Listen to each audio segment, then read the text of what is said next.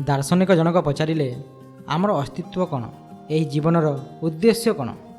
ଗୌତମ ବୁଦ୍ଧ କହିଲେ, ତୁମେ ଯଦି ପ୍ରକୃତରେ ଏହାର ଉତ୍ତର ଚାହଁ, ତେବେ ତୁମକୁ ଏହାର ମୂଲ୍ୟ ଦେବାକୁ ପଡ଼ିବ। ଗୋଟେ ମାସ ପର୍ଯ୍ୟନ୍ତ ମୌନ ରହିବାକୁ ପଡ଼ିବ। ମନରେ ଯଦି କିଛି ପ୍ରଶ୍ନ ଆସେ, ତେବେ ମଧ୍ୟ ମୌନ ରହିବାକୁ ହେବ। ମୁଁ ଗୋଟିଏ ମାସ ପରେ ଉତ୍ତର ଦେବି। ଦାର୍ଶନିକ ଜଣକ କହିଲେ, ଗୋଟିଏ ମାସ ମୌନ ରହିଲା ପରେ ଆପଣ ଉତ୍ତର ଦେବା ପାଇଁ ମନା ତ କରିବେ ନାହିଁ? ତଥାଗତ କହିଲେ, ମୁଁ ଅବଶ୍ୟ ଉତ୍ତର ଦେବି, ହେଲେ ଯଦି ତୁମେ ପ୍ରଶ୍ନ ପଚାରିବ ନାହିଁ, ମୁଁ ଉତ୍ତର ମଧ୍ୟ ଦେଇପାରିବି ନାହିଁ। ଦାର୍ଶନିକ ଆଶ୍ଚର୍ଯ୍ୟ ହୋଇ କହିଲେ, ଗୋଟିଏ ମାସ ମୌନ ରହି ଅପେକ୍ଷା କଲା ପରେ ମୁଁ ପ୍ରଶ୍ନ କାହିଁକି ପଚାରିବି ନାହିଁ?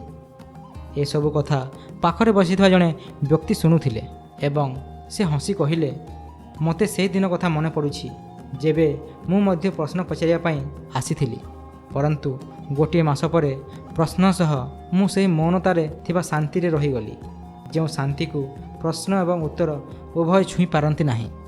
No mind. ଗୌତମ ବୁଦ୍ଧ କୁହନ୍ତି କି ମନ କୋଳାହଳରେ ଭରପୁର ଥାଏ, ପରନ୍ତୁ ମନର ସ୍ରୋତ ସ୍ୱୟଂ ଶାନ୍ତ ଥାଏ। ମନର ସ୍ରୋତକୁ ଜାଣ। ଅସ୍ତିତ୍ୱ ସ୍ୱୟଂ ମୌନ ଅବସ୍ଥାରେ ଥାଏ। ଏହାକୁ ଶବ୍ଦ ଅଥବା ମନ ଦ୍ୱାରା ଜାଣି ହେବ ନାହିଁ। ଏଣୁ ମୌନତାକୁ ମୌନ ରହି ଜାଣ।